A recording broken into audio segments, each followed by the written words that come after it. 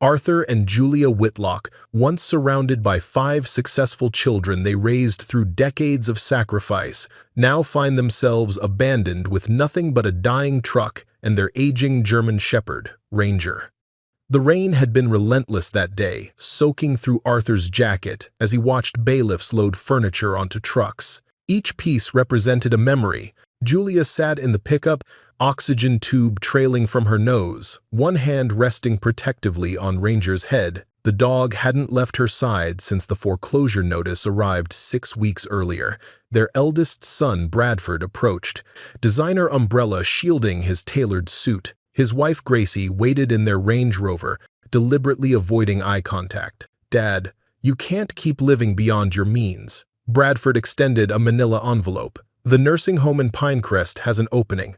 They've agreed to take you both next week." Arthur stared at his son. "Nursing home? We're not invalids, Bradford. Your mother needs her medication and proper care." "Yes, but we can manage. The fees are reasonable, and they have excellent medical facilities for Mom. They don't allow pets." He glanced at Ranger. Arthur's voice cracked. "Ranger's been with us through everything. We mortgaged this house to save your restaurant, paid for Diana's law school, and covered Kevin's gambling debts. 47 years here, and you want us to abandon our family?" "He's a dog, Dad, not family." Bradford sighed. Gracie finally emerged from the Range Rover, designer heels clicking on wet pavement. "Arthur, be practical. You're both sick, broke, and frankly, a burden we can't afford anymore. That dog is just another mouth to feed." Julia struggled out of the truck, oxygen tank trailing behind her like a reluctant shadow. "We gave you our life savings, our retirement, our home equity. We chose you over our own security, and you won't even let us keep our dog?" Diana approached legal documents in a waterproof portfolio. At 45, their lawyer daughter had perfected the art of emotionless efficiency. "We've arranged for Ranger to go to a shelter. It's the most humane option given your circumstances." "Humane?" Arthur felt something snap inside him, not his heart breaking, but his patience. "I worked 60-hour weeks at the factory for 30 years so you could become a lawyer. Your mother destroyed her lungs in textile mills to pay for your education, and this is your definition of humane?" A heavy silence fell, broken only by the thudding of rain on umbrellas and the rhythmic hiss of Julia's oxygen. Bradford handed Arthur a set of rusty keys. "Grandfather's old mining claim in the Rockies. It's all we can offer. The cabin's still standing, mostly. Maybe the mountain air will help Mom's breathing." His expression softened momentarily. "But Dad, seriously, that dog won't survive a winter up there. He's old, just like..." He didn't finish the sentence, but the implication hung in the air.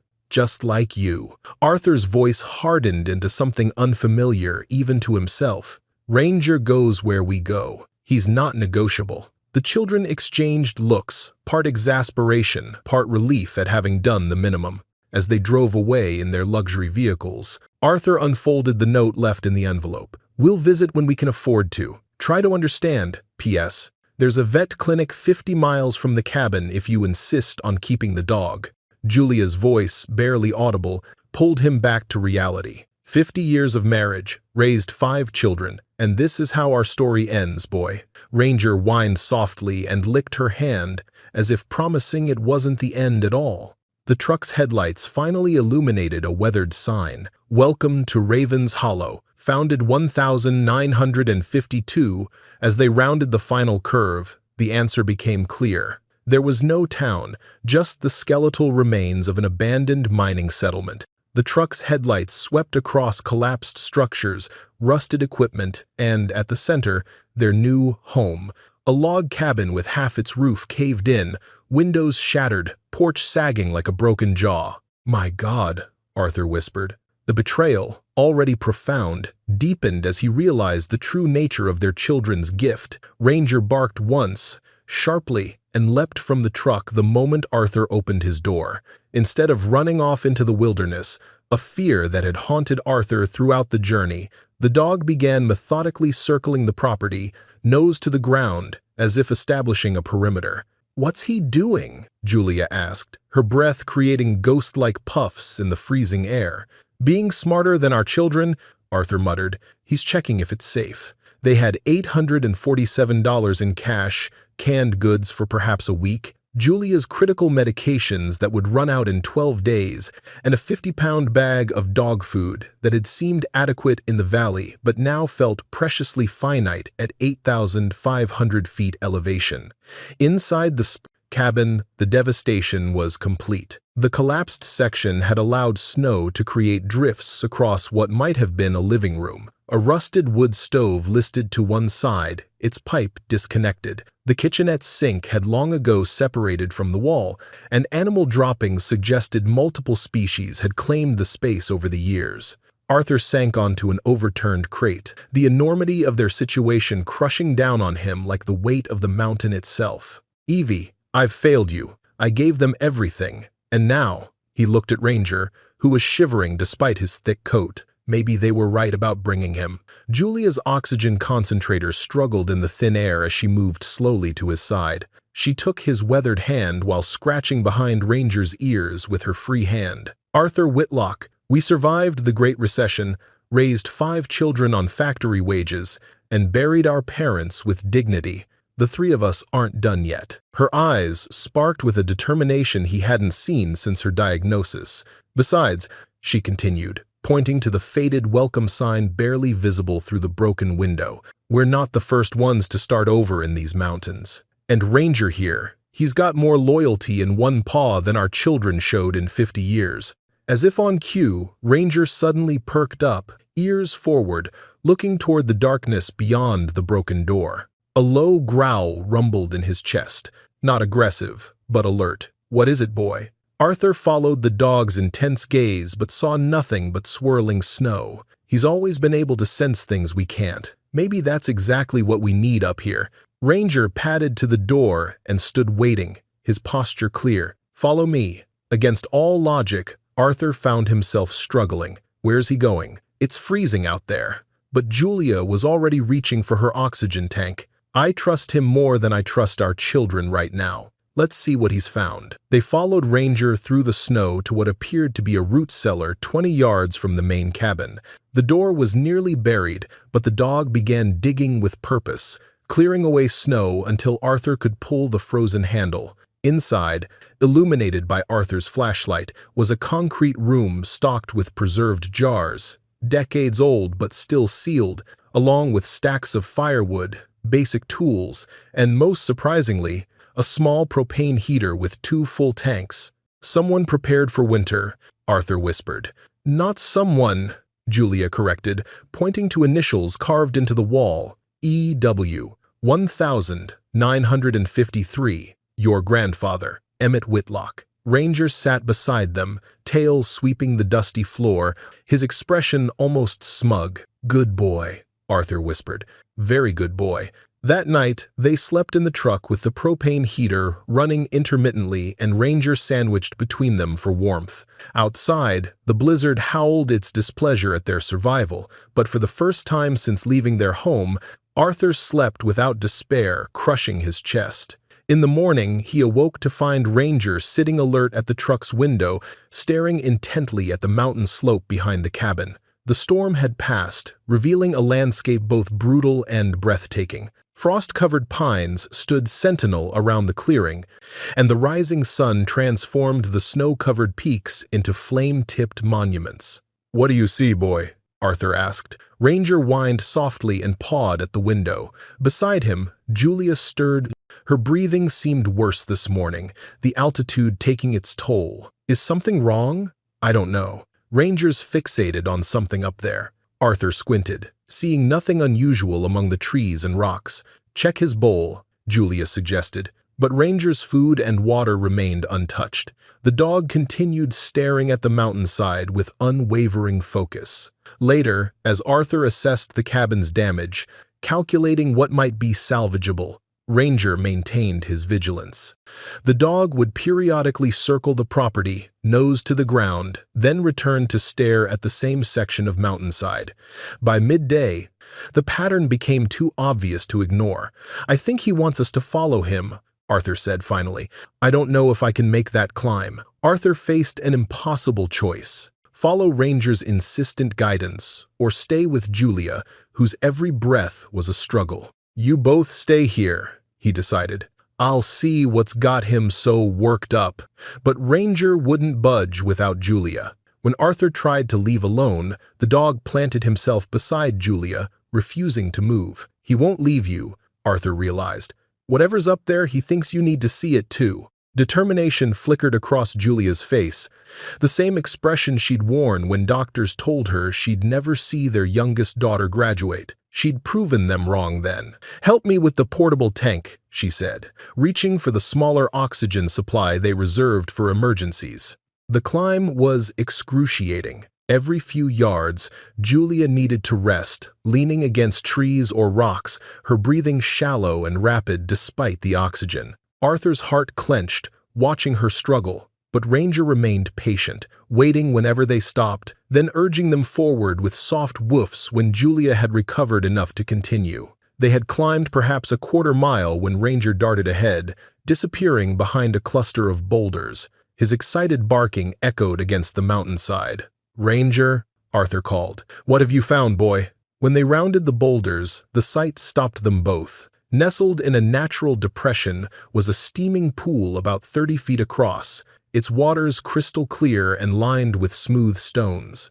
Despite the freezing temperature, wisps of vapor rose from the surface, creating a mystical haze in the winter sunlight. "A hot spring," Arthur breathed, astonishment momentarily erasing his exhaustion. Ranger stood proudly at the pool's edge, tail wagging, clearly pleased with himself. He dipped one paw in the water, then looked back at them expectantly. Julia's scientific mind, the one that had helped her children with science projects and math homework for decades, sparked to life. Thermal activity, probably mineral-rich. People pay fortunes at spas for waters like this.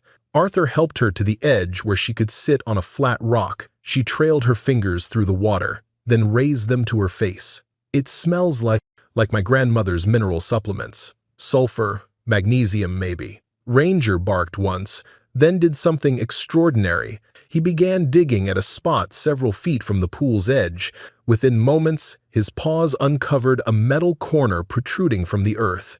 Arthur knelt beside him, brushing away soil and pine needles to reveal a rusted metal box about the size of a large book. Stenciled across its lid were the faded words, "E. Whitlock, 1953. "Another gift from your grandfather," Julia whispered. Inside the waterproof container, they found a leather-bound journal, its pages yellowed but intact, along with geological surveys, old letters, and a faded photograph. The image showed a man, unmistakably Arthur's grandfather, Emmett, standing beside the very same pool. Next to him sat a German shepherd that looked remarkably like Ranger, its posture alert and proud. On the back of the photo, handwritten in faded ink, "God's pharmacy heals what medicine cannot." Rex found it first, like dogs always do. Ranger nosed at the photo, then at Arthur, his intelligent eyes seeming to say, "History repeats itself." As the winter sun began its early descent, Julia removed her shoes and, with Arthur's help, slipped her feet into the warm waters. The effect was almost immediate, her tight expression relaxed, the lines of pain around her mouth softening. It feels like it's reaching inside me," she murmured, "like breathing underwater, but in a good way." By the time darkness threatened, forcing them to head back to the cabin, Julia walked with noticeably less effort. Her breathing, while still labored, had a different quality, less desperate, more rhythmic. That night, huddled in the truck with Emmett's journal open between them, they read by flashlight about the spring's remarkable properties. The water runs warm even in winter. Sarah's arthritis disappeared after 3 months of soaking. The children's skin cleared. Rex led us to it on our 3rd day here, like he knew what we needed. I believe this place chose us, not the other way around. Ranger lay across their feet, occasionally raising his head when his name, or perhaps Rex's, was mentioned, as if the stories were familiar to him on some ancestral level. Deeper in the journal, they found entries about multiple pools, each with different mineral compositions, treating different ailments. There were notes about locals who came secretly for treatments, about offers from pharmaceutical companies, one letter offering $50,000 in 1953, nearly $500,000 in today's money, and about Emmett's decision to keep the springs a family secret. The final entry, dated a month before Emmett's death, read, "The mountain keeps its secrets for those who need them most.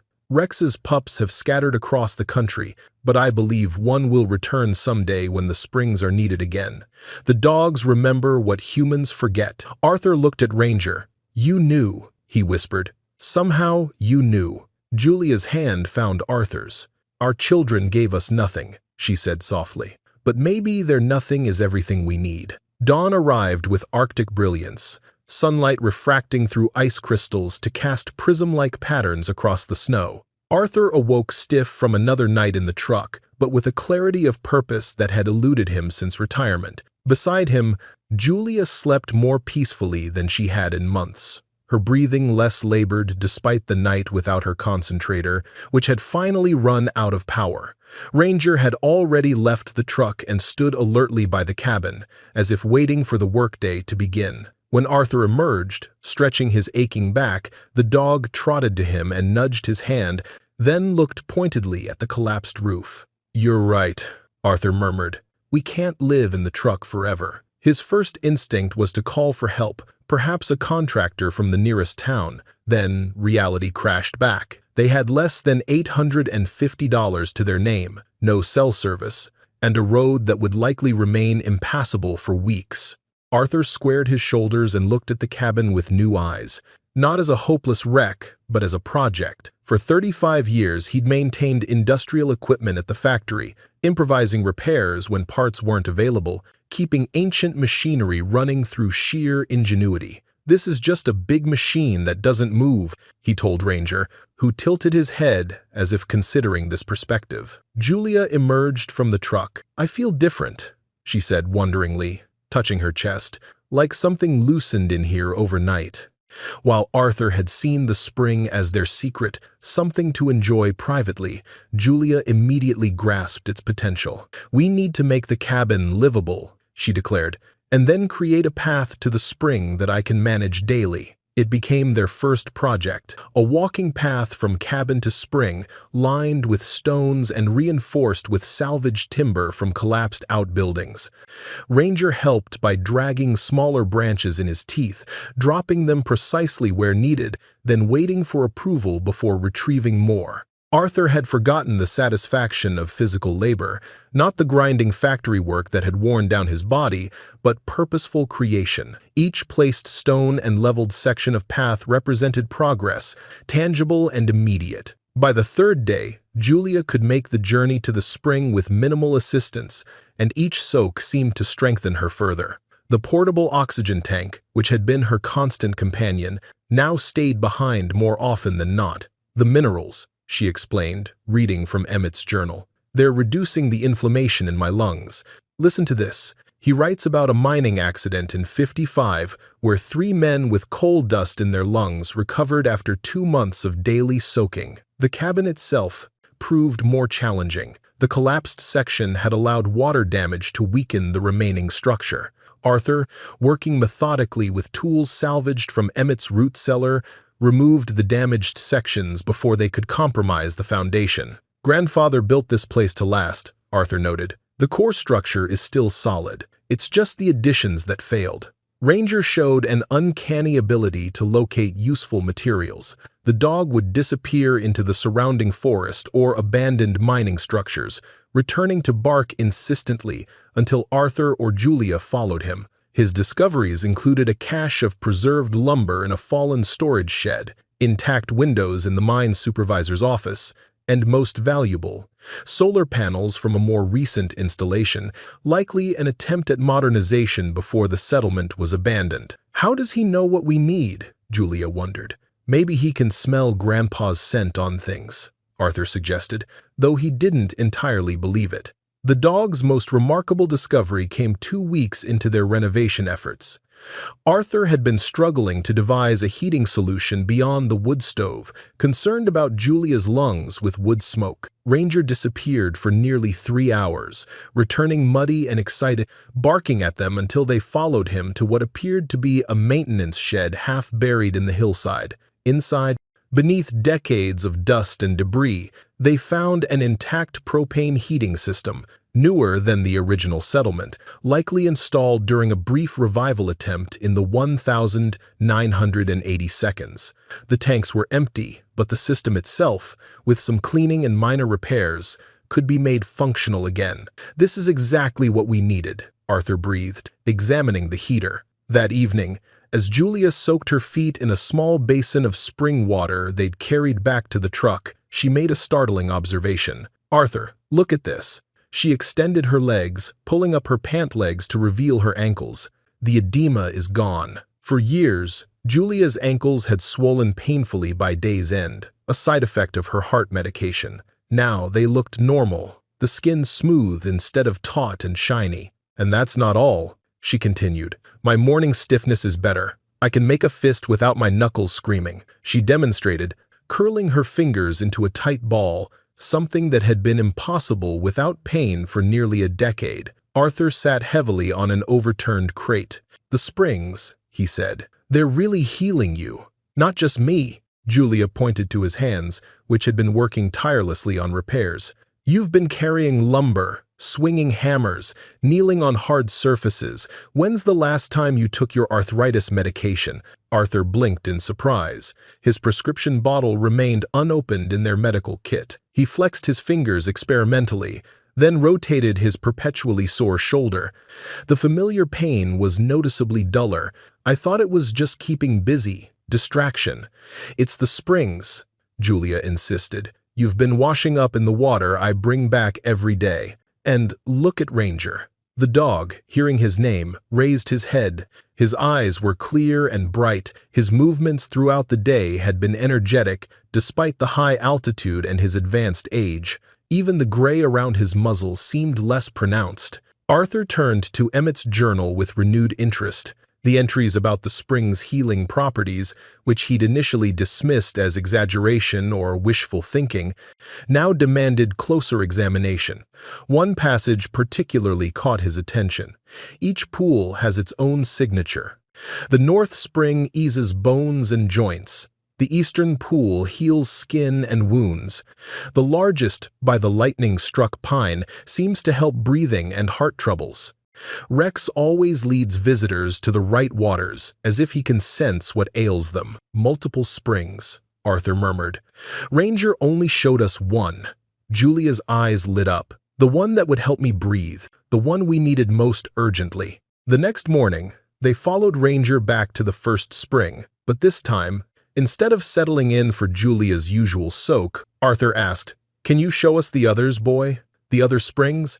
Ranger's ears perked forward. He circled the familiar pool once, then set off along the mountainside, frequently looking back to ensure they followed. The path was more challenging, cutting across rather than up the slope, and Arthur supported Julia carefully over rough terrain. After 15 minutes, Ranger disappeared behind a rock formation. When they caught up, they found him sitting beside a second steaming pool, smaller than the first but bordered by unusual reddish stones. "The Eastern Pool," Arthur breathed, recalling the journal's description, "for skin and wounds." This water had a slightly different scent, less sulfuric, with hints of iron. Arthur dipped his hand in, feeling the smooth, almost silky texture. On impulse, he submerged a small cut he'd gotten while working on the roof, watching in amazement as the angry red inflammation visibly receded within minutes. Ranger allowed them only a brief inspection before moving on, leading them to a third pool hidden in a grove of aspen trees. This one, true to Emmett's description, sat beside a massive lightning-scarred pine that had somehow survived the strike that split it nearly in half. The water here had yet another character, clear but with a bluish tint and a distinct mineral aroma. 3 distinct springs, 3 different mineral compositions. Julia marveled, her scientific mind cataloging the differences, each with specific healing properties. But Ranger wasn't finished. He led them to a fourth pool they hadn't found mentioned in the journal. A tiny spring, barely 3 feet across, nestled against the mountain face and lined with unusual black stones. The water here was so clear it was almost invisible, with no steam despite its warmth. "This one's not in the journal," Arthur said. "Maybe it appeared after Emmett's time? Thermal activity can change." She dipped her fingers in, then touched them to her lips thoughtfully. "It tastes different, sweeter somehow." Ranger approached this pool differently. Instead of his usual confident posture, he lay down beside it, resting his chin on the edge as if in reverence. When Arthur moved to touch the water again, the dog gave a soft warning growl. "I think he's saying this one is special," Julia interpreted, "to be respected." By the time they returned to the cabin, both were exhausted but exhilarated by their discoveries. The full extent of their inheritance was becoming clear, not just a dilapidated cabin, but a natural pharmacy of healing waters. "Our children thought they were sending us to die in the wilderness," Julia said, "but I think they accidentally sent us to the one place that could save us. The question is, what do we do with this gift?" For the next week, they established a routine. Mornings were spent on cabin repairs, with Arthur focusing on structural work while Julia, growing stronger daily, organized their supplies and began clearing ground for a spring garden. Afternoons included a trip to the springs, with Ranger always leading them to whichever pool seemed most needed that day. The cabin gradually transformed from ruin to refuge.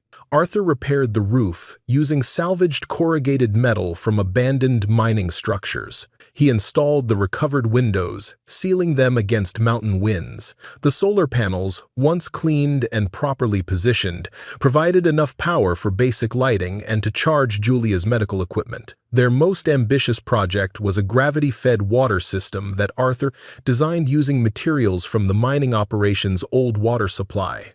A series of pipes and filters brought clean mountain water directly into the cabin, where an improvised tank could be heated by the wood stove for washing. Ranger, incredibly, seemed to understand the purpose of each improvement, often discovering exactly the materials Arthur needed before he even searched for them. When Arthur puzzled over how to insulate the north wall, Ranger disappeared for hours, returning to lead him to an abandoned storage facility containing industrial insulation materials. "It's like he can read my mind," Arthur told Julia one evening. "Or your grandfather's," she suggested. "Maybe he left caches of supplies all over the settlement, and Ranger can somehow sense them." Their physical changes were becoming impossible to ignore. Julia, who had needed oxygen support for even the slightest exertion, now moved about the cabin freely. Her persistent cough had diminished, and her complexion had transformed from gray to pink. Arthur's arthritic pain had receded so dramatically that he could kneel on the cabin floor to install baseboard heaters, something that would have been excruciating just weeks before.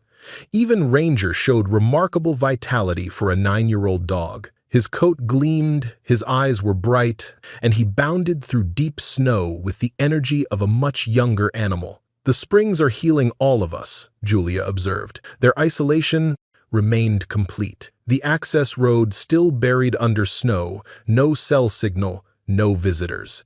Yet instead of the desperate loneliness they had feared, they found a surprising contentment in their daily routines and small victories. 1 month after their arrival, Arthur uncovered a ham radio in the mine supervisor's office. With some tinkering and parts salvaged from other equipment, he managed to get it working. They made contact with a ranger station 30 miles away, establishing their presence and location in case of emergency, but declined offers of rescue. "We're doing just fine," Arthur told the surprised ranger. "Just letting you know we're here." That night, they made a momentous decision. Using the journal as reference, they would formalize what had begun instinctively, creating a systematic approach to using the spring's healing properties. Julia, drawing on her lifelong love of gardening, designed terraced pools that would capture the different spring waters, making them more accessible. Arthur began sketching plans for simple changing shelters and resting areas. Even Ranger participated, using his uncanny ability to find materials and his seemingly instinctual knowledge of which terrain could be modified without disturbing the spring's flow. 6 weeks after arriving as exiles, they stood together surveying their progress. The cabin now stood solid and weathertight, with a proper bed inside instead of the truck seats they'd initially relied on. A modest garden plot was prepared for spring planting, using soil enriched with minerals from the springs. The first terraced pool was nearly complete, lined with stones that Ranger had helped select, each chosen with what seemed like deliberate care for its size and shape. "We came here with nothing," Arthur said. "Now I feel richer than I ever did back home." Julia leaned into his embrace.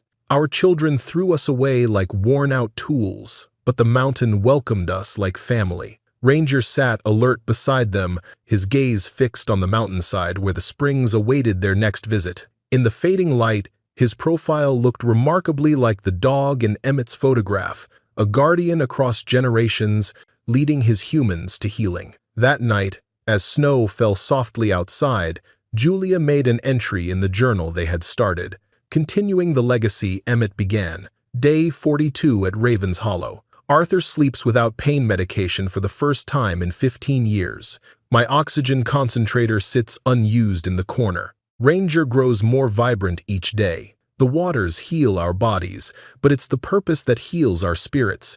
We thought our story was ending. Instead, it's just beginning. Spring arrived suddenly in the high country, as if winter had simply surrendered overnight. Snow retreated up the mountainside, revealing meadows that erupted into wildflowers with almost magical speed. The transformation of the landscape mirrored the transformation of Ravens Hollow itself. What had been a collapsed cabin in a ghost town was now an inviting dwelling at the center of a carefully tended property. Arthur had expanded beyond basic repairs, adding a covered porch where Julia could sit in the sun, monitoring her thriving garden. Solar panels gleamed on the south-facing roof, while a stone chimney, rebuilt using techniques Arthur had learned from Emmett's journals, anchored the western wall. Ranger had established himself as more than a pet. He was a working partner in their daily lives.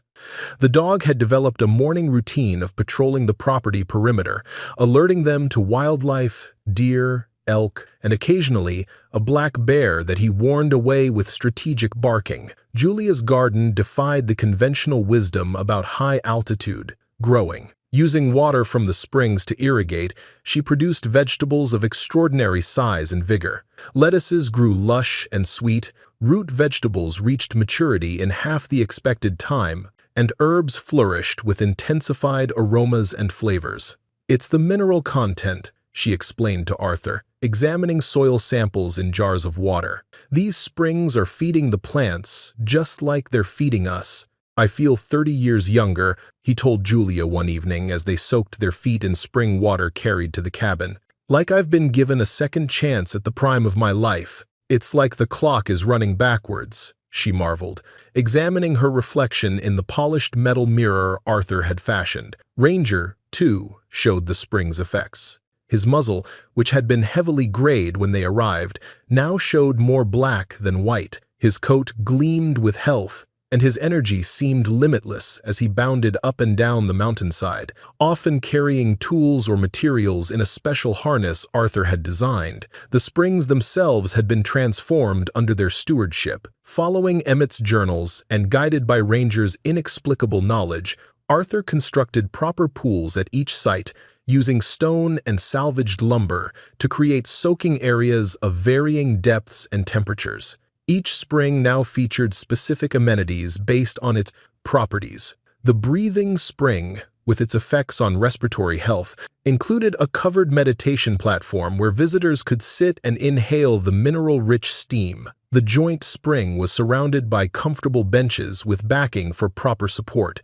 The skin spring featured a gradual entry pool where one could submerge completely, while the smallest spring, the Reverence Spring, as they'd come to call it, remained minimally developed, accessible only by a simple stone path. Julia maintained meticulous records, combining Emmett's notes with their own observations. She created a catalog of ailments and which springs seemed most effective for each, noting optimal soaking times, water temperatures, and complementary treatments. One remarkable discovery came when Ranger began bringing injured wildlife to specific springs. A fox with a damaged paw was gently herded to the skin spring. A deer with labored breathing found itself guided to the respiratory pool. Most dramatically, an injured eagle that had crashed into their garden was carefully approached by Ranger, who stood guard while Arthur, following the dog's clear signals, bathed the bird's damaged wing in water from the skin spring. Within days, the eagle had recovered enough to fly away. He's not just finding things we need, Arthur realized, watching Ranger guide a limping rabbit to the edge of the joint spring. He's a healer in his own right. The journal entries from this period reflected their growing understanding of Raven's Hollow's special nature. Day 78. Julia's lung capacity now measures 89% of normal, a medical impossibility according to her last doctor. Arthur's arthritis has reversed to the point that X-rays would likely show regeneration in the joint cartilage. Ranger shows abilities that defy explanation. He seems to diagnose ailments in both humans and animals, guiding each to the appropriate spring. We are witnessing miracles daily, yet they feel as natural as sunrise. Their isolation gradually decreased as the mountain roads cleared. On their infrequent trips to the nearest town for supplies they couldn't produce themselves, they met locals who initially regarded them with the suspicion typically reserved for outsiders in remote communities. However, Ranger's presence served as an unexpected bridge. The dog's exceptional behavior and obvious intelligence drew admiration, opening conversations that might otherwise have remained closed. Arthur and Julia were careful about what they shared, mentioning only that they were caretaking family property and enjoyed the mountain's healthy environment. Their first unplanned visitor arrived in early summer, a local hunter named Harold Jensen, who appeared at their clearing, leaning heavily on a walking stick, his face contorted with pain. The truck broke down 3 miles back, he explained, gesturing vaguely toward the access road. Hip's been giving me hell. Saw your smoke and hoped you might have a phone. Before Arthur could explain their lack of phone service, Ranger approached the stranger, circling him slowly, nose working. Then, with deliberate purpose, the dog tugged at Harold's pant leg before trotting toward the path leading to the joint spring.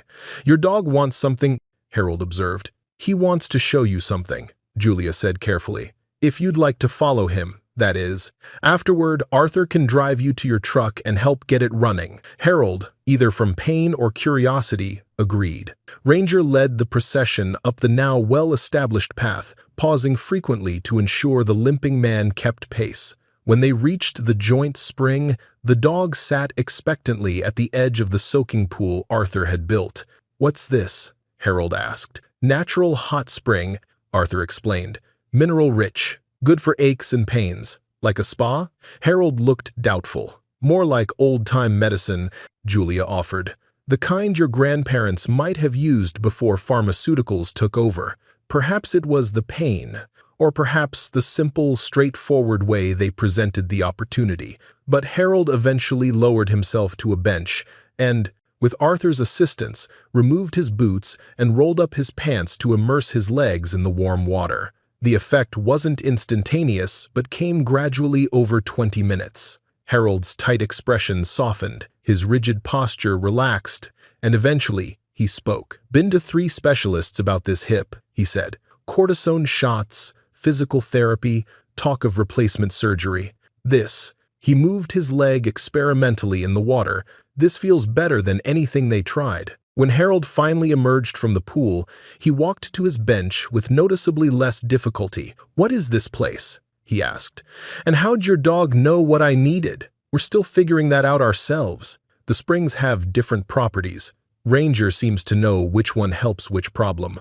Harold nodded thoughtfully. "Had a bird dog once that could find quail where no other hunter could. Some animals just know things we don't." He paused, then asked, "Would it be imposing to come back sometime? For my hip?" Thus began a careful expansion of Raven's Hollow's reach. Harold returned, initially alone, then with his wife Margaret, whose arthritis responded similarly well to the joint spring. They brought occasional gifts, homemade preserves, fresh game, useful tools, but more importantly, they brought discretion. They understood, without being told, that the springs were a private matter, not for general discussion. Through Harold and Margaret, a small network of local residents with chronic health issues began to make occasional pilgrimages to the springs. Ranger greeted each visitor with the same assessment routine, inevitably guiding them to whichever spring best matched their needs. Arthur and Julia established simple guidelines: visits by appointment only, no commercial activity, and a request for contributions to maintenance rather than fees. These contributions, sometimes monetary, often practical goods or services, allowed them to enhance the facilities without depleting their minimal savings. By midsummer, their routine had expanded to include visitor days 3 times weekly. Arthur would meet guests at the main road in their refurbished truck, repaired using parts Ranger had unearthed from abandoned vehicles around the settlement, while Julia prepared the springs and maintained her records. Ranger's role evolved beyond guide and diagnostician. He became an integral part of the healing process itself. Visitors reported that his presence beside them during soaking sessions brought a sense of calm that enhanced the water's effects. For visitors with emotional trauma or anxiety, the dog would sometimes simply rest his head on their lap, his steady gaze and rhythmic breathing seeming to ground them in the present moment. One notable case involved a local teenager, brought by Harold, who suffered debilitating panic attacks following a car accident. Medication had left the boy foggy and withdrawn, but after 3 sessions at the breathing spring with Ranger lying pressed against his side, he reported his first attack-free week in months. "That dog's worth his weight in gold," Harold declared. "Some folks pay hundreds an hour for therapy that doesn't work half as well." Their operation remained small and deliberately under the radar, catering primarily to locals with chronic conditions that conventional medicine had failed to resolve. They accepted no more than 8 visitors on any day, maintaining the peaceful atmosphere they'd come to value. The transformative power of the springs wasn't limited to physical healing. Arthur and Julia discovered that their exile, initially seen as a cruel abandonment, had become a profound gift. Free from the expectations and demands that had defined their lives, they found themselves growing in unexpected ways. Arthur, always practical and reserved, discovered a creative side through his ongoing improvements to the springs. His walkways and shelters evolved beyond functionality to incorporate beautiful design elements: hand-carved railings, mosaic stone patterns, benches positioned to capture perfect views of the mountains. Julia, whose identity had been so wrapped up in motherhood and domestic duties, blossomed as a researcher and healer. Her methodical documentation of the spring's effects became a valuable reference, while her intuitive understanding of visitors' needs complemented Ranger's diagnostic abilities. Together, they had created something neither could have envisioned: a sanctuary where healing occurred on multiple levels. Physical ailments improved, certainly, but visitors also spoke of emotional shifts, renewed purpose, and spiritual insights gained during their time at the springs. "We thought our useful lives were over," Arthur reflected one evening, watching the sunset paint the mountains in amber and gold. "Instead, we're doing more meaningful work than ever before." Julia nodded. "Our children saw us as a burden to be discarded. Now we're a blessing to people who truly appreciate us." Ranger suddenly lifted his head, ears perked toward the access road. His posture wasn't alarmed but alert, a familiar visitor approaching. Minutes later, Harold's truck appeared, but instead of Harold or Margaret, a slender woman in her early 60s stepped out. She moved with the confident grace of someone comfortable in the outdoors, and a professional camera hung from a strap around her neck. "That's Dr. Sarah Brennan," Julia murmured, recognizing her from the local clinic they'd visited for basic supplies. "Harold mentioned she was interested in the springs, but I didn't think she'd come herself." Ranger rose, trotting down to meet the newcomer with his customary assessment routine. After circling her once, he did something unexpected. He barked once, sharply, then ran back to Arthur and Julia before returning to guide Dr. Brennan up the path. "He's never done that before," Arthur observed, puzzled. "It's almost like he's announcing her." Julia suggested. Dr. Brennan approached with an open, curious expression. "Harold Jensen has been raving about your healing springs for weeks," she said. "As the only doctor within 50 miles, I notice when my patients start canceling follow-up appointments because they're feeling better." Arthur stiffened slightly, concerned about potential trouble, but Dr. Brennan quickly continued. "I'm not here to interfere. I'm here because I'm fascinated, and because I have my own issues that conventional medicine hasn't resolved." She gestured to her right hand, which showed the characteristic swelling of rheumatoid arthritis. 20 years of practicing veterinary medicine has taken its toll. The irony of spending my career healing animals only to find myself increasingly unable to perform surgeries isn't lost on me. Ranger circled back, gently nosing Dr. Brennan's hand before looking pointedly at the path leading to the joint spring. "Your dog is remarkable," she observed. Harold mentioned his diagnostic abilities. I was skeptical, but seeing it firsthand is impressive. She knelt to examine Ranger more closely, her veterinarian's training evident in how she approached him. German Shepherd mix, about 9 years old, she estimated, though he moves like a much younger dog. "He's been rejuvenated by the springs, just like we have," Julia explained. "We were all in poor health when we arrived." Dr. Brennan's visit became a turning point in their understanding of Ravens Hollow's potential. As both a doctor and scientist, she brought valuable perspective to their observations. After experiencing the joint spring's effects on her arthritic hand, she regained full range of motion within 3 visits. She proposed a more systematic documentation process. "What you've stumbled upon here deserves proper study," she told them. "Not to commercialize it, but to understand it. These effects defy conventional medical explanation." With Dr. Brennan's guidance, they began collecting more detailed data, before and after measurements, comparative photographs, specific timelines of improvement. Her professional network provided access to testing equipment that could analyze the spring's mineral content with precision. Their homemade methods couldn't match.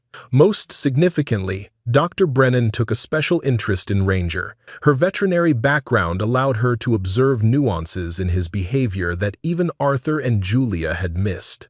"He's not just sensing physical ailments," she explained. "He's responding to emotional states as well. When that man with the back pain arrived angry about his job, Ranger didn't take him to the joint spring until after he'd calmed down. It's as if he knows the healing won't be as effective if the person is emotionally agitated." She began documenting Ranger's interactions systematically, creating a behavioral profile that revealed patterns even the dog's devoted owners hadn't fully recognized. Ranger adjusted his approach based on visitors' anxiety levels, mobility limitations, and even their receptiveness to the experience. For skeptical visitors, he demonstrated more persistence. For those who were fearful, he became gentler and more attentive. "In 35 years of veterinary practice, I've never seen anything like this," Dr. Brennan admitted. Her most startling discovery came when she performed a full health assessment on Ranger. Blood work, joint mobility tests, and cognitive evaluations all showed results typical of a dog half his age. The regenerative effects of these springs on canine physiology are unprecedented, she told Arthur and Julia. His cellular markers show actual age reversal, not just symptom improvement. Whatever's happening in these waters is altering biology at a fundamental level, with this scientific validation of what they'd observed. Intuitively, Arthur and Julia found their perspective shifting. What had begun as personal healing, then expanded to helping neighbors, now revealed itself as potentially groundbreaking. "We need to protect this place," Arthur said one evening as they discussed Dr. Brennan's findings. "If the wrong people learned about waters that can reverse aging and heal chronic conditions," Julia nodded solemnly. "Pharmaceutical companies would be all over it. Developers would turn it into an exclusive resort. Everything that makes it special would be commercialized or destroyed." Their conversation was interrupted by Ranger, who suddenly stood at attention, staring down the access road with unusual intensity. His posture wasn't his normal greeting for expected visitors, nor was it his alert for wildlife. There was something almost wary in his stance. "Someone's coming," Arthur said, reaching for binoculars. Through the lenses, he spotted a luxury SUV navigating the rough road with obvious difficulty. Even at a distance, the vehicle's gleaming black exterior and city cleanliness stood out as foreign to the mountain environment. Ranger moved to stand between Arthur and Julia, his body language protective rather than welcoming. A low rumble built in his chest as the SUV drew closer. "I don't like this," Julia murmured. "We don't have visitors scheduled today." As the SUV parked beside their truck, the driver's door opened to reveal a face they hadn't seen in nearly 6 months. Their eldest son, Bradford, impeccably dressed in casual luxury attire that nonetheless managed to look completely out of place in the mountain setting. Ranger's growl deepened, and Arthur placed a restraining hand on the dog's collar. "Easy, boy," he murmured.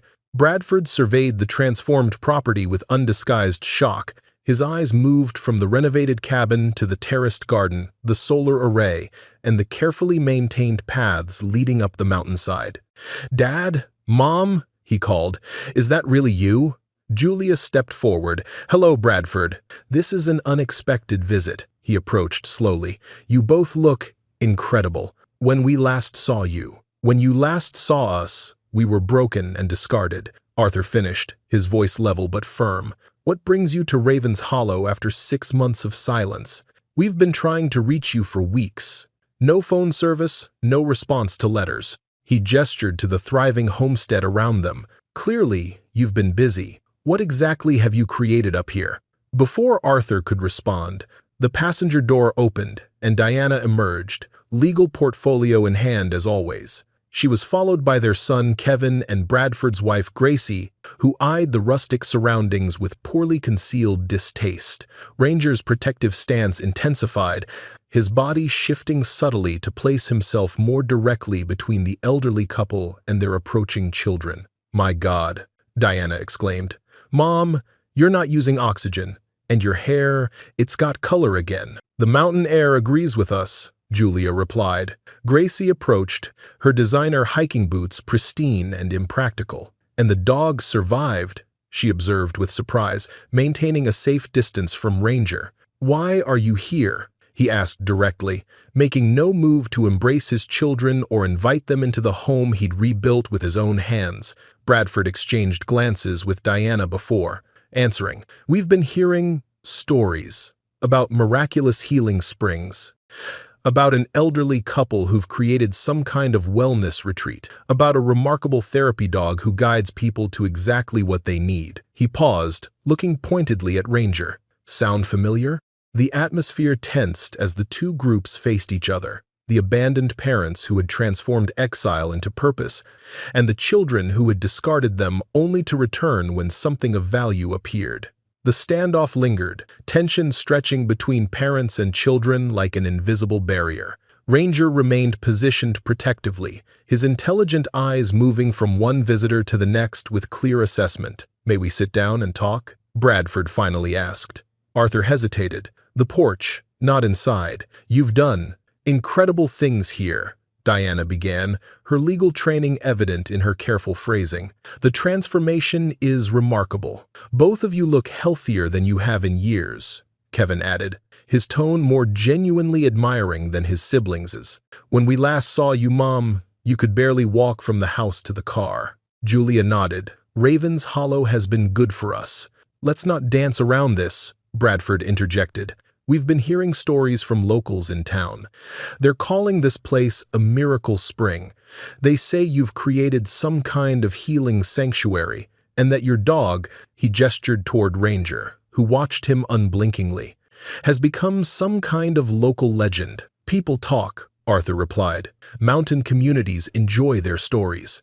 Gracie leaned forward. "But these aren't just stories, are they? You're running some kind of resort operation. And this dog, he looks incredible.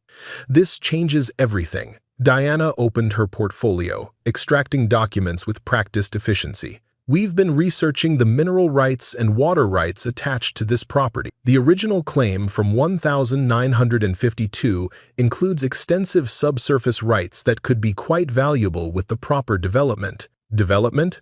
Julia's voice sharpened. "This isn't a commercial venture." "But it could be," Bradford countered.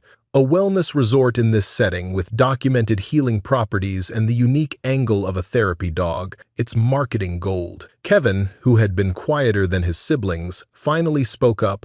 I could run the business side. Turn this into a real wellness resort. Market the dog angle. People love animal therapy stories.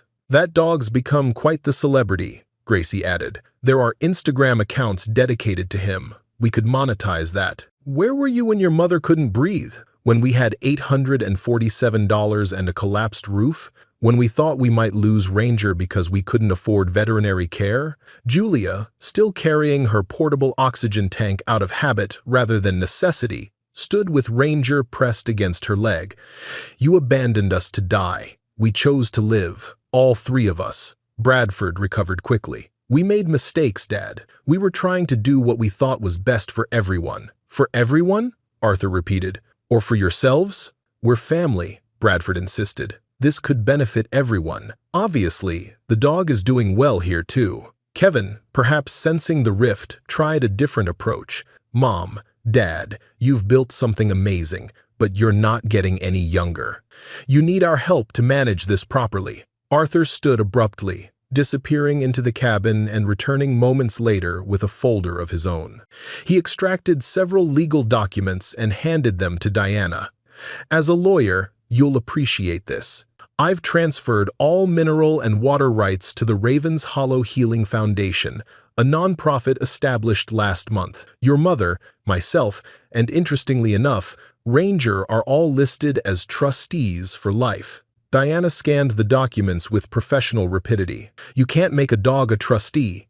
Actually, came a new voice from the path leading up from the main road. In Colorado, you can designate an animal as a beneficiary with human trustees acting on their behalf. It's quite legal, and in this case, quite appropriate. Dr. Brennan approached the gathering, medical bag in hand, her expression pleasant but resolute. Ranger immediately trotted to greet her, his posture relaxing from guard duty to welcome. And you are? Bradford asked. Dr. Sarah Brennan, DVM. She introduced herself. I've been documenting the remarkable healing properties of these springs and Ranger's therapeutic abilities for the past month. She nodded, respectfully to Arthur and Julia. The foundation structure is quite sound legally. I serve as one of the human trustees for Ranger's interests, along with 3 other local professionals who have experienced the spring's benefits firsthand. You've had time to arrange all this, Diana observed, yet you couldn't find time to call your children? You didn't call us either, Julia pointed out. Not until you heard there might be something valuable here. Perhaps, Dr. Brennan suggested diplomatically, this would be a good time for you to experience what your parents have created before continuing this discussion. The spring's perspective-enhancing properties might be beneficial. Bradford looked ready to refuse, but Kevin surprised everyone by standing. I'd like to see these famous springs, if they're really as remarkable as people say. Ranger, who had been watchful throughout the exchange, approached Kevin and circled him once, nose working. After a moment's consideration, the dog gave a soft woof and moved toward the path leading to the respiratory spring. I think he's inviting you to follow him, Arthur explained, his tone softening. The dog? Choose which spring? Gracie asked. Ranger has an extraordinary ability to match visitors with the spring that best addresses their specific needs, Dr. Brennan confirmed. We've documented hundreds of cases, and his accuracy is statistically impossible to attribute to chance. Kevin, somewhat hesitantly, followed Ranger up the path. After an awkward moment, Diana and Bradford decided to join the impromptu tour, with Gracie trailing reluctantly behind. Keep an open mind, Dr. Brennan advised. The springs have a way of revealing truths beyond the physical. When they were alone, the doctor turned to Arthur and Julia with concern. I came as quickly as I could when Harold called to warn me about the visitors. Are you all right? We will be, Arthur assured her. Sooner or later, we knew they'd discover what we've built here. The foundation structure should protect the springs from exploitation, Dr. Brennan reassured them, and the local community is firmly behind you. Julia sighed. It was never about legal protection. It was about them seeing us as useful only when we had something they wanted. The visit to the springs produced mixed results. Kevin returned visibly affected, his breathing deeper and his expression thoughtful after soaking his feet in the respiratory pool. Diana maintained her professional composure but couldn't hide her surprise when the joint pain she'd privately endured for years subsided after 20% 41 minutes at the Spring Ranger selected for her. Bradford remained skeptical, going through the motions at the skin spring but emerging unmoved, or unwilling to admit being moved. Gracie refused to participate entirely, standing at a distance and documenting the experience with her smartphone camera.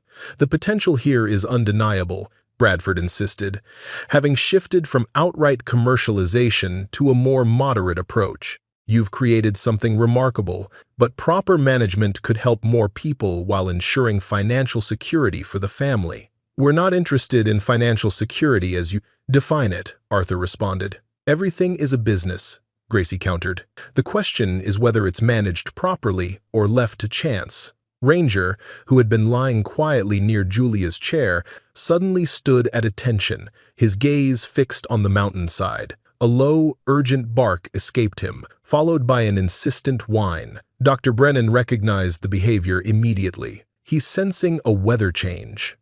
A significant one.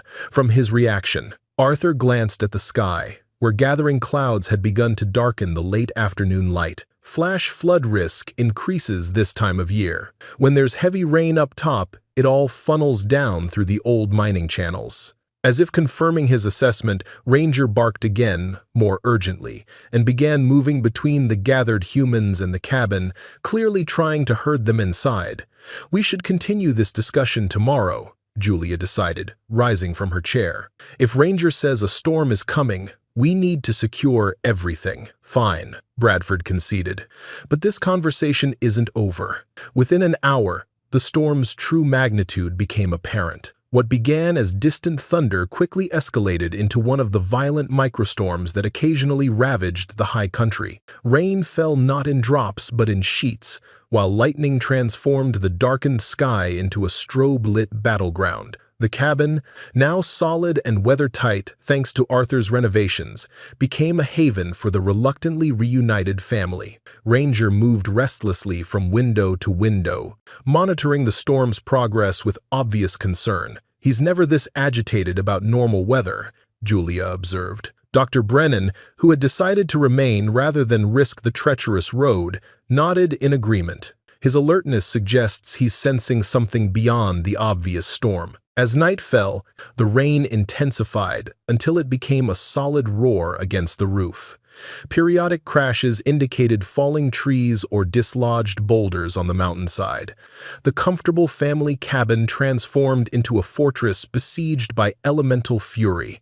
Near midnight, Ranger suddenly bolted from his monitoring position and rushed to the door, pawing frantically and emitting a series of sharp, demanding barks. "He wants out?" Diana asked, incredulously. "In this? He wants us to follow," Arthur corrected. "Something's wrong." Despite protests from Bradford and Gracie about the foolishness of leaving shelter, Arthur followed Ranger into the deluge, instantly soaked despite his protective clothing. The dog led him not toward the springs as expected, but to the truck parked near the workshop. In the beam of Arthur's flashlight, the reason became immediately clear. A torrent of water was cascading down the mountainside, carving a new channel directly toward the solar array that powered their water pumps and Julia's medical equipment. The flood would destroy it within minutes. With Ranger leading the way, barking encouragement, Arthur managed to disconnect the critical components and move them to higher ground just before the muddy wave swept through, carrying debris and small boulders in its churning path. They returned to the cabin drenched but victorious, only to find Ranger already circling anxiously toward another door. "He's trying to tell us something else," Julia realized. This time, Kevin volunteered to follow, perhaps moved by the dog's obvious intelligence and dedication. Together with Arthur, he trailed Ranger to the garden, where the floodwaters threatened to wash away months of careful cultivation. Working in the pounding rain, they constructed an emergency diversion channel, redirecting the worst of the flow around rather than through Julia's precious plantings. Throughout the night, this pattern repeated. Ranger would alert them to each new threat, a weakening section of path that could undermine access to the springs, a storage shed where medical supplies were kept, the chicken coop housing their small flock of laying hens.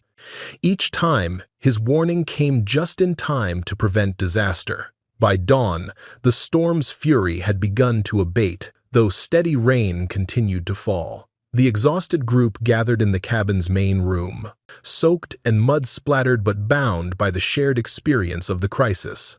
"That dog saved this entire place," Kevin said. "He knew exactly where the vulnerabilities were." "He's always been able to sense what we can't," Arthur replied. "That's why we're still here." The storm continued for 3 days, gradually diminishing from catastrophic to merely challenging. Roads became impassable as bridges washed out and landslides blocked key routes. The satellite phone Dr. Brennan carried established that the entire region was effectively isolated, with emergency services focusing on the more populated areas below. During this enforced togetherness, subtle shifts began occurring within the family dynamic. The children, stripped of their professional facades and luxurious surroundings, found themselves participating in the daily routines that kept Ravens Hollow functioning, hauling water, securing structures, preserving food, and always following Rangers' guidance when new threats emerged. A critical moment arrived on the 4th day when Julia's medication supply ran out.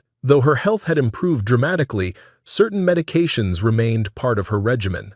With roads impassable and no delivery possible for at least a week, concerns spread through the family.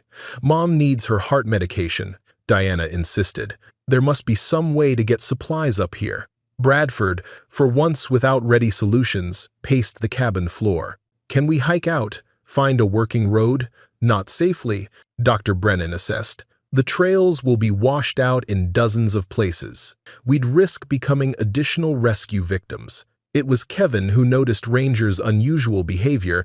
The dog had retrieved Julia's empty medication bottle and placed it carefully beside the bag containing spring water they'd collected before the paths became too dangerous.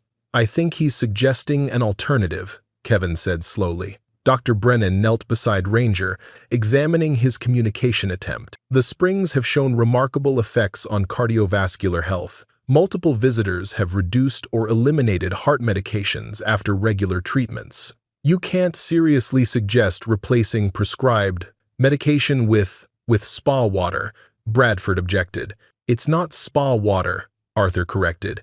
"And we're not suggesting anything. Ranger is." The dog, hearing his name, picked up the medication bottle again and placed it directly in front of Julia, then nudged the spring water toward her with his nose. Julia, who had observed the spring's effects more extensively than anyone, made her decision. "I'm going to trust Ranger. He hasn't been wrong yet about what we need." Despite protests from Bradford and Diana, she began a regimen of drinking water from the respiratory spring 3 times daily and applying compresses soaked in the joint spring water to her chest and neck. Dr. Brennan monitored her closely, checking vital signs and watching for any concerning symptoms.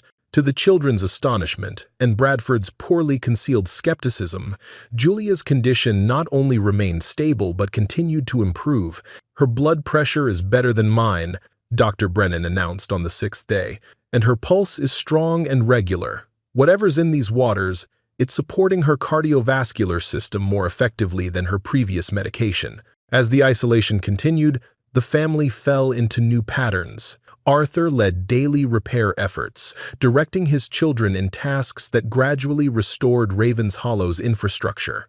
Diana, with her methodical mind, took over documenting the storm's effects and organizing recovery priorities. Kevin, surprisingly adaptable, became Arthur's primary assistant, revealing untapped skills with tools and construction.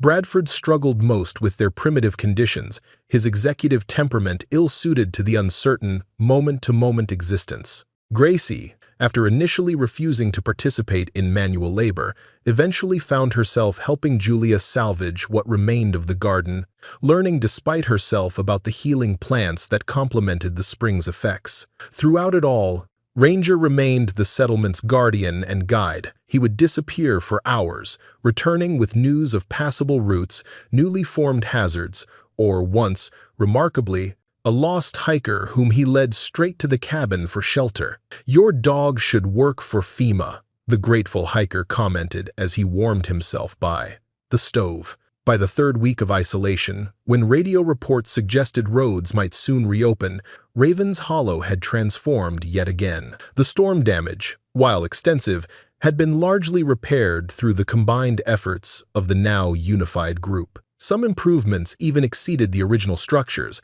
Kevin and Arthur had redesigned the pathways to the springs with better drainage and more secure footings, while Diana discovered she had a talent for stonework, creating beautiful retaining walls that stabilized vulnerable slopes.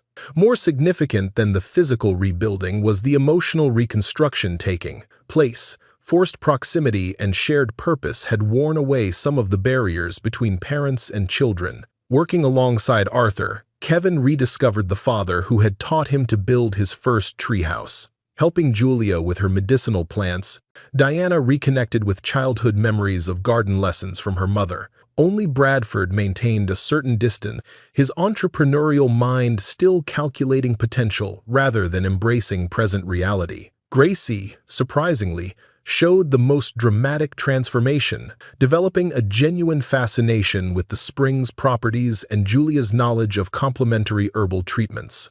"My skincare routine costs thousands annually," she admitted to Julia one afternoon as they applied spring water compresses to storm-damaged plants. "But nothing has made my skin look this good." "That's what we've been trying to tell you," Julia replied. "These springs aren't a business opportunity. They're a responsibility and a gift." The moment of reckoning came when rescue workers finally reached Ravens Hollow nearly 4 weeks after the storm began. A team of paramedics and National Guard personnel arrived, expecting to find desperate survivors in need of medical attention and evacuation. Instead, they discovered a thriving community, not merely surviving but flourishing despite the isolation. The cabin was warm and well supplied with preserved food. The critical infrastructure functioned effectively, with Arthur's improvised water purification system drawing admiration from the rescue team's engineer. The garden, though storm-damaged, still produced fresh vegetables that supplemented their diet. Most astonishing to the newcomers was the health of those they'd come to rescue, particularly Julia, whose medical records had flagged her as high priority due to her previous conditions. "Ma'am, your oxygen levels are better than most people half your age," one paramedic named Jenny commented. "And this dog, he's in incredible shape for his age. What's your secret?" "Clean living, mountain air, and the best early warning system money can't buy." Ranger seemed to understand the praise, his tail wagging slightly, but his attention remained focused on Julia, ready to respond to any sign of distress. As the rescue workers prepared to depart, leaving emergency supplies but no longer insisting on evacuation, their team leader pulled Arthur aside. "I've been doing mountain rescue for 20 years, he said. "I've never seen anything like this place. Not just surviving, but thriving. And that dog of yours, the way he guided us along the only safe path up here, extraordinary." Arthur nodded. "Ravens Hollow takes care of its own. And Ranger, he's something special." "What happens now?" Kevin asked. "We can't pretend the last month didn't change things." Bradford, who had been uncharacteristically quiet during the rescue team's visit, finally spoke. "I've been thinking about what this place represents. Not as a business, but as—" He hesitated, searching for words that didn't come naturally to his profit-oriented mind, "as a sanctuary." "That's exactly what it is," Julia confirmed. "The foundation structure protects it legally," Diana acknowledged. "It's actually quite brilliant, ensuring no individual can exploit or sell the resources." Arthur nodded. "We didn't create this place to get rich. We created it because we were given a gift, and gifts are meant to be shared responsibly." Ranger, who had been lying quietly during the discussion, suddenly rose and approached Bradford, studying him intently. After a tense moment that felt like judgment, the dog did something unexpected. He placed his paw on Bradford's knee, not in greeting but in what appeared to be a deliberate gesture of connection. "What's he doing?" Bradford asked. "I think," Dr. Brennan observed, "he's acknowledging your change of heart. Ranger doesn't just sense physical needs. He reads intentions." "When we sent you here," he admitted quietly, "part of me thought we might never see you again, that the winter would." He couldn't finish the sentence. "You thought we would die," Arthur completed for him. "We told ourselves it was the responsible choice, that you'd be better off in a facility with medical care. But we knew what this place was when we gave you the keys, a ruin where 2 elderly people and an old dog wouldn't likely survive the winter." "Yet here we are," Julia said. "Not just surviving, but creating something meaningful. Something that helped not just us, but others." "So, I'll ask again," Kevin said. "What happens now? Do we go back to our separate lives and pretend this never happened, or has something fundamentally changed?" The next morning dawned clear and brilliant, the mountain air scrubbed clean by weeks of rain. Arthur rose early, as had become his habit, stepping onto the porch to find Ranger already alert, surveying their domain with vigilant eyes. Together, they watched the sunrise paint the peaks in hues of amber and gold, a moment of peace before decisions that would shape all their futures. "What do you think, boy?" Arthur murmured. "Can people truly change, or do they just become better at hiding who they really are?" Ranger looked up at him with those intelligent eyes that seemed to hold wisdom beyond animal understanding, then deliberately turned his gaze toward the main cabin where the family still slept. One by one, the others emerged into the morning light. First Kevin, who had taken to rising early during their isolation to help with morning chores. Then Julia and Dr. Brennan, deep in conversation about new growth they'd observed in storm-damaged plants treated with spring water. Diana appeared with a notebook in hand, already documenting recovery priorities for the day. Bradford and Gracie emerged last, still adjusting to the rhythm of life without electronic wake-up calls and coffee delivered to their door. Breakfast became an impromptu council meeting, with homemade bread and preserved fruits from Julia's pantry serving as the only agenda items. For several minutes, they ate in companionable silence, the shared meal a continuation of the bonds forged during their isolation. Finally, Bradford set down his cup and addressed the gathering with the directness that had made him successful in business. "I think we need to discuss the future of Ravens Hollow, not as a commercial opportunity, but as a family legacy." Arthur studied his eldest son, looking for signs of the calculating entrepreneur, but found instead a thoughtfulness that had been absent in their earlier confrontation. "We're listening. During these weeks, we've seen something remarkable here.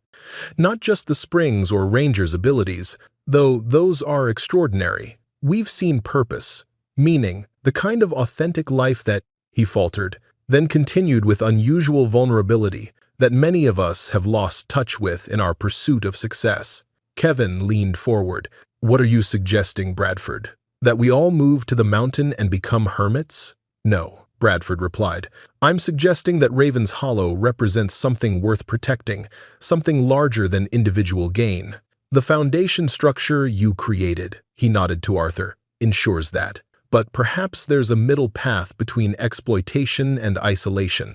A controlled expansion," Diana elaborated. "A formal structure that maintains the sanctuary nature of this place while making it accessible to those who genuinely need it." Arthur exchanged glances with Julia. "What exactly are you envisioning?" Bradford gestured expansively. "Ravens Hollow as a healing sanctuary. Not a commercial spa or resort, but a place where people with chronic conditions can come for extended stays, where the waters and Ranger's guidance are available to those who need them most, not just those who can pay premium prices." "And who would run this sanctuary?" Arthur asked. "You would," Bradford answered. "You and Mom with Ranger. You created this place. You understand its spirit.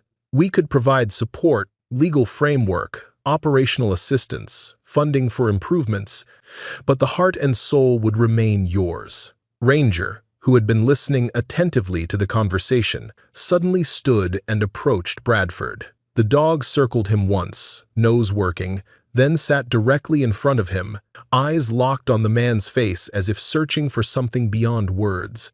After a long moment, Ranger gave a soft woof and returned to Arthur's side, the assessment complete but its conclusion unclear. "I think," Dr. Brennan interpreted carefully, "Ranger is reserving judgment. He senses your sincerity at this moment, but perhaps he's waiting to see if actions match intentions. Bradford nodded slowly. Fair enough.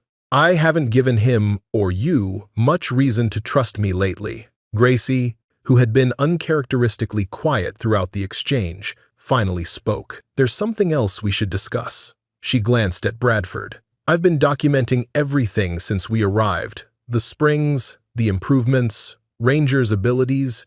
Initially, I thought it would make great marketing material. But now, Gracie continued, I see it differently. This isn't a story to exploit, it's a legacy to protect. What if we created a proper documentation project? Not for publicity, but for preservation, recording the healing properties, Ranger's techniques, the knowledge you've accumulated. Arthur studied his daughter-in-law with new eyes.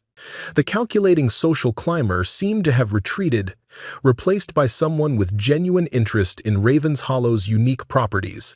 Documentation has value, he acknowledged, especially since Ranger's knowledge seems to go beyond what even we understand. Dr. Brennan nodded, enthusiastic agreement. From a scientific perspective, proper documentation could be invaluable, not to commercialize the springs, but to understand them. There's healing potential here that modern medicine hasn't begun to explore. The conversation continued through the morning, evolving from tentative suggestions to concrete planning. Diana's legal expertise shaped a vision for Raven's Hollow that would balance accessibility with protection. Kevin, surprising everyone with his practical insights, proposed simple infrastructure improvements that would accommodate more visitors without disturbing the site's natural character.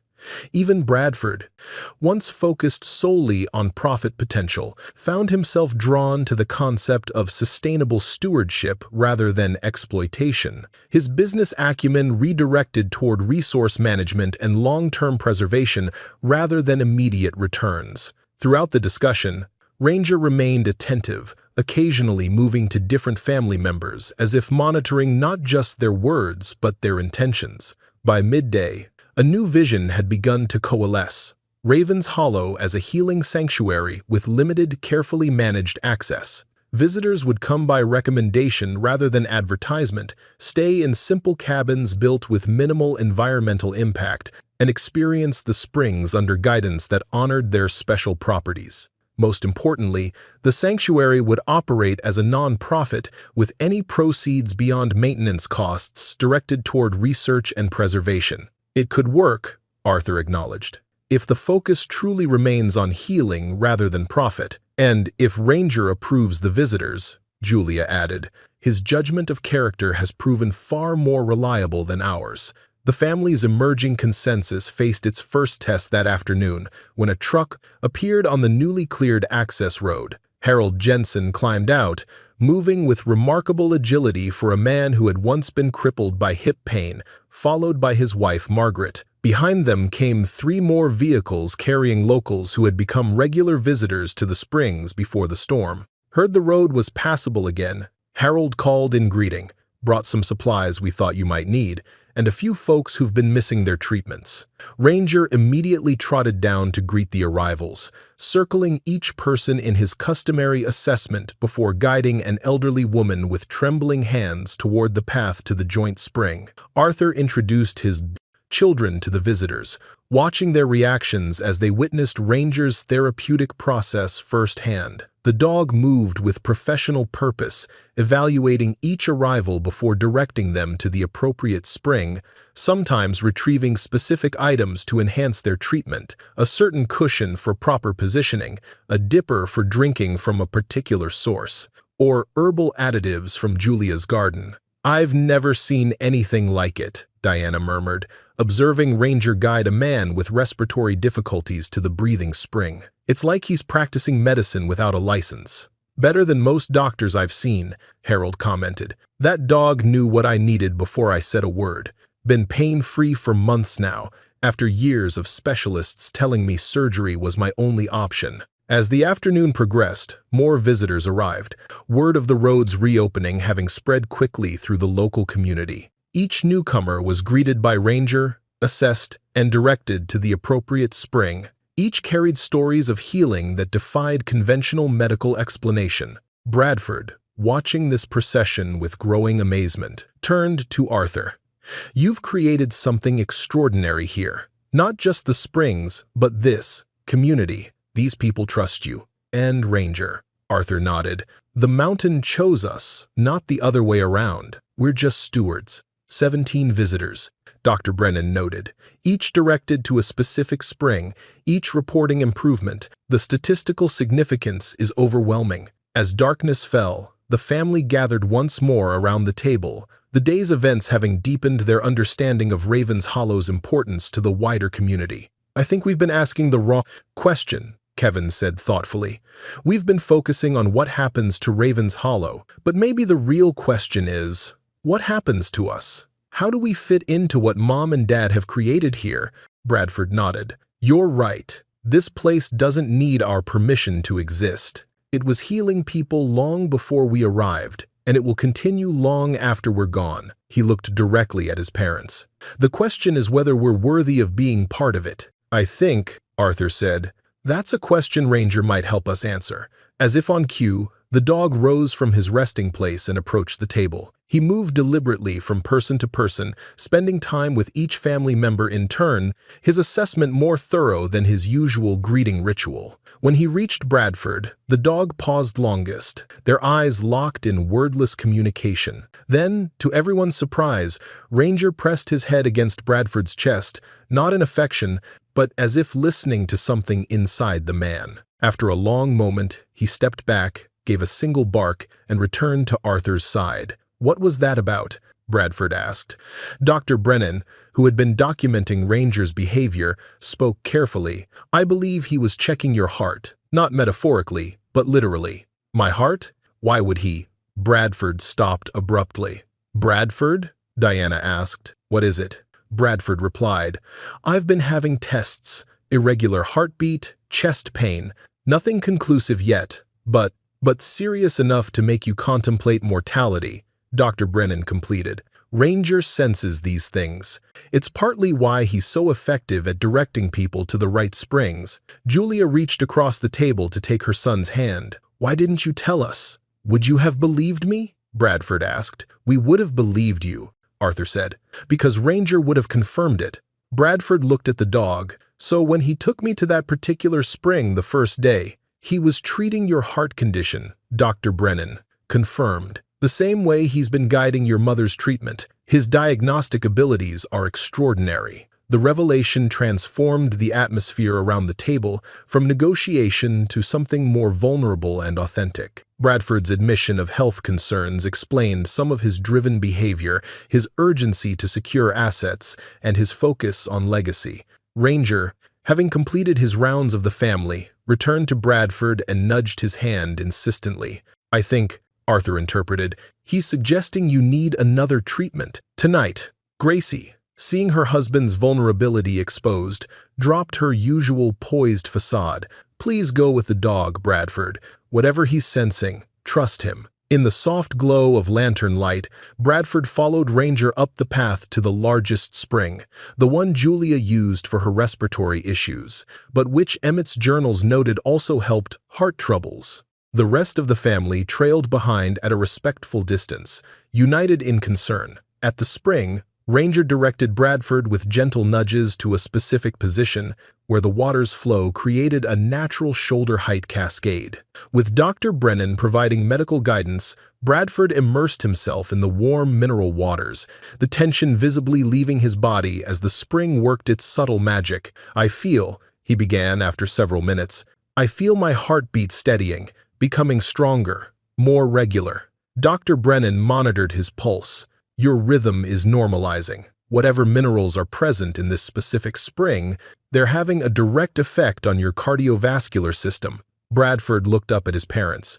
"I came here thinking I could help you. Instead, you're saving me." "Again," Arthur shook his head. "Not us. The mountain, Ranger. Sometimes we have to surrender control to find healing." The night air filled with a strange hush, as if the mountain itself acknowledged this moment of reconciliation. Ranger sat alertly at the spring's edge, his intelligent eyes moving from Bradford to Arthur to Julia, the guardian of a legacy that spanned generations. In the days that followed, a new understanding emerged within the Whitlock family. Bradford, humbled by his health scare and Ranger's intuitive response, abandoned any pretense of taking control. Instead, he offered his business expertise to help establish the Ravens Hollow Foundation as a legitimate healing sanctuary with proper legal protections.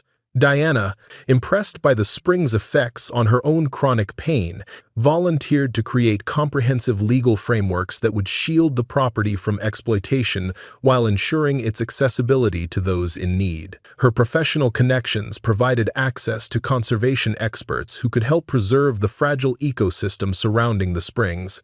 Kevin, who had always been the most adaptable of the siblings, discovered an unexpected talent for designing and building the simple structures needed to accommodate visitors.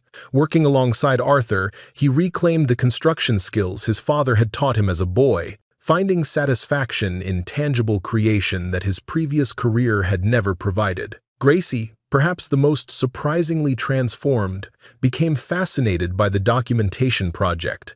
Her social media expertise, once focused on projecting artificial perfection, redirected toward capturing authentic healing stories. With Dr. Brennan's guidance, she began creating a comprehensive record of Ranger's therapeutic techniques and the spring's effects. Throughout this transformation, Ranger remained the heart of Ravens Hollow. His ability to assess visitors, direct them to appropriate treatments, and monitor their progress became the foundation of the sanctuary's approach.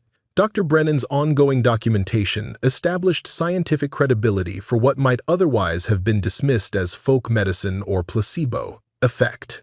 "What you've created here," she told Arthur and Julia one evening, "is a model of integrative healing. The springs provide the minerals, Ranger provides the guidance, and the community provides the support. It's what medicine should aspire to but rarely achieves."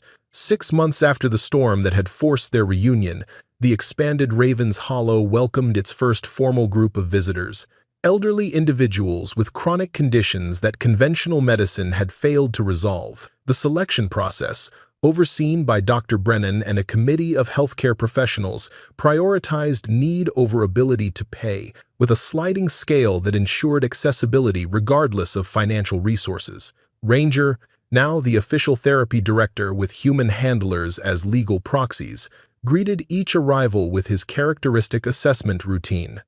Age had not diminished his abilities. If anything, his extended exposure to the springs had enhanced them. At 11 years old, he moved with the vigor of a dog half his age, his once graying muzzle now showing more black than white. "He's like a living example of what the springs can do," Kevin commented. Medical Benjamin Button. The sanctuary's reputation spread carefully through professional networks rather than commercial advertising. Doctors with patients who hadn't responded to conventional treatments began making discreet referrals. Research institutions proposed careful studies of the water's mineral properties and Ranger's therapeutic techniques. Local residents continued their regular visits, maintaining the community connection that had sustained Ravens Hollow through its early development. Bradford, who divided his time between the mountain and his business responsibilities in the city, underwent a transformation as profound as the physical changes in his parents. His heart condition, treated regularly with Ranger's guidance, stabilized to the point that his cardiologist described it as a medical anomaly. During one of his visits, he brought his children, teenagers who had previously been too busy with private schools and scheduled activities to visit their grandparents. Initially skeptical and attached to their smartphones, they gradually succumbed to Ravens Hollow's magic, especially Ranger's uncanny ability to sense their unspoken emotional needs. "Grandma," Bradford's daughter asked Julia one evening, "how does Ranger always know exactly what's wrong? Even when we don't say anything?" Julia smiled. "He listens with more than his ears. He listens with his heart. It's a skill most humans have forgotten." The girl considered this. "I think I'd rather learn what Ranger knows than get more followers on Instagram." This simple moment of connection across generations illustrated what Ravens Hollow had become. Not merely a place of physical healing, but a sanctuary where deeper wounds could mend. The children who had once abandoned their parents now found themselves drawn back, not by obligation but by genuine desire to participate in something meaningful. Kevin eventually moved to a small cabin on the property, his architectural skills enhancing the sanctuary while he gradually withdrew from his former career. Diana maintained her law practice, but redirected it toward environmental protection and elder rights, with Ravens Hollow as her touchstone for authentic purpose. Even Gracie, once defined by material acquisition and social climbing, found new identity in documenting the sanctuary's healing stories. The most profound transformation, however, remained with Arthur and Julia. The couple who had arrived broken and discarded now stood at the center of a thriving community, their wisdom and experience valued rather than dismissed. Arthur's practical skills and Julia's nurturing nature found perfect expression in the sanctuary they'd created from abandonment. We thought our story was ending, Arthur reflected one evening as they sat on the porch. Instead, it was just beginning a new chapter. Julia nodded. The children threw us away like we were useless. The mountain showed us we still had purpose. Ranger, lying contentedly between them, raised his head at their voices. At 11 years old, he showed no signs of slowing down, his eyes still bright with intelligence and purpose. The springs had given him extended vitality, just as they had rejuvenated his humans. "And you, old friend," Arthur addressed the dog, "you knew it all along, didn't you? That this place was waiting for us, that we were meant to be its guardians." Ranger's tail swept the porch boards in what seemed like agreement. Then he suddenly stood, ears perked toward the access road, his posture alert but not alarmed. Minutes later, a vehicle appeared, Kevin returning from town with supplies. But he wasn't alone. Beside him in the passenger seat sat Dr. Brennan, and in the back, an unexpected visitor, a young German Shepherd mixed puppy, its markings strikingly similar to Ranger's. As the truck parked, Ranger trotted down to meet them, his attention immediately fixed on the puppy.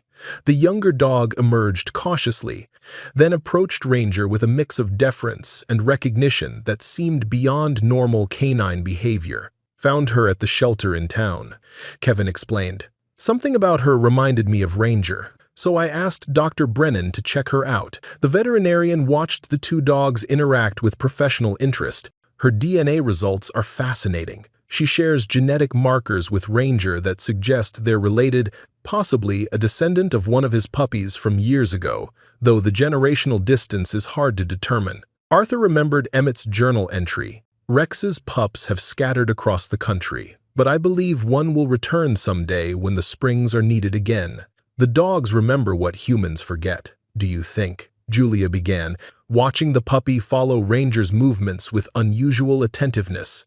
"That she's here to learn from him?" Dr. Brennan completed. "From a scientific perspective, I shouldn't suggest such things, but after everything I've witnessed here," she shrugged, "Ranger won't live forever, despite the spring's remarkable effects. Perhaps this is nature's way of ensuring continuity." The puppy, as if understanding she was the topic of conversation, approached the porch steps. She studied Arthur and Julia with an intensity that seemed beyond her tender age, then deliberately placed one paw on the bottom step, not climbing, but making connections. Ranger returned to his position between Arthur and Julia, looking from them to the puppy with clear expectation. "I think," Arthur said slowly, "we're being introduced to the future of Ravens Hollow." Julia nodded. "Welcome, little one." The young dog climbed the steps with surprising dignity for her age and settled beside Ranger, their postures mirroring each other as they gazed out over the sanctuary they were born to protect. As twilight deepened into evening, Arthur reflected on the journey that had brought them to this moment. What had begun in betrayal and abandonment had transformed into purpose and community. The children who had discarded them as burdens now participated in their legacy.